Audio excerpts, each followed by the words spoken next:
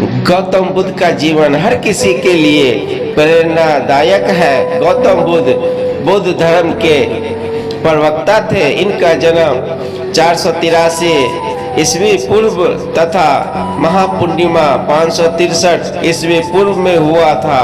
बचपन में उनको राजकुमार सिद्धार्थ के नाम से जाना जाता था। बौद्ध ग्रंथों के अनुसार गौतम बुद्ध के जन्म से 12 वर्ष पूर्व ही एक ऋषि ने भविष्यवाणी की थी कि यह बच्चा या तो एक सार्वभौमिक सम्राट या महान ऋषि बनेगा।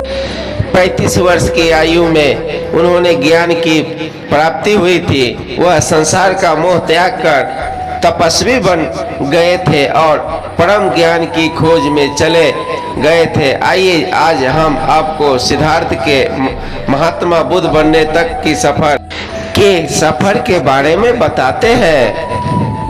बुद्ध का गोत्र गौतम था। बुद्ध का वास्तविक नाम सिद्धार्थ गौतम था। उनका जन्म शाक्य गणराज्य की राजधानी कपिलवस्तु के निकट लुम्बिनी में हुआ था। बुद्ध के जन्म के 7 दिन के भीतर ही उनकी माता का देहांत हो गया था।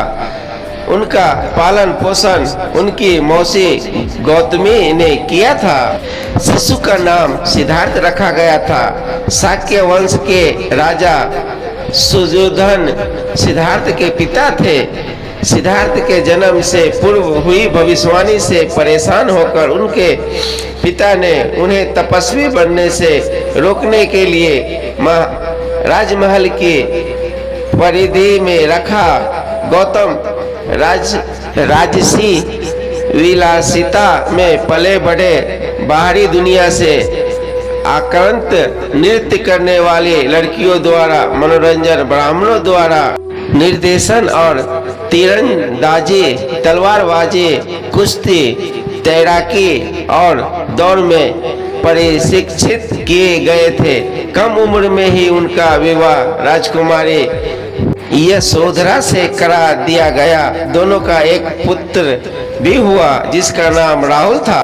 सिद्धार्थ बचपन से ही अत्यंत करुण हृदय वाले थे। वह किसी का भी दुख नहीं देख सकते थे। इतने प्रयासों के बाद भी 21 वर्ष की आयु में उनकी अपने राज्य कपिलवस्तु की गलियों में उनकी दृष्टि 4 दृश्यों पर पड़ी। ये दृश्य थे एक वृद्ध विकलांग व्यक्ति, एक रोगी, एक पार्थिव शरीर और एक था साधु। इन चारों दृश्यों को देखकर सिद्धार्थ समझ गए थे कि सबका जन्म होता है, सबको बुढ़ापा आता है, सबको बीमारी होती है और एक दिन सब मृत्यु को प्राप्त होते हैं। इससे व्यथित होकर उन्होंने अपना धनवान जीवन, अपनी पत्नी, पुत्र एवं राजपाट का त्याग करते हुए साधु का जीवन अपना लिया और जन्म, बुढ़ापा, दर्द, बीमारी और मृत्यु से जुड़े सवालों की खोज में निकल गए।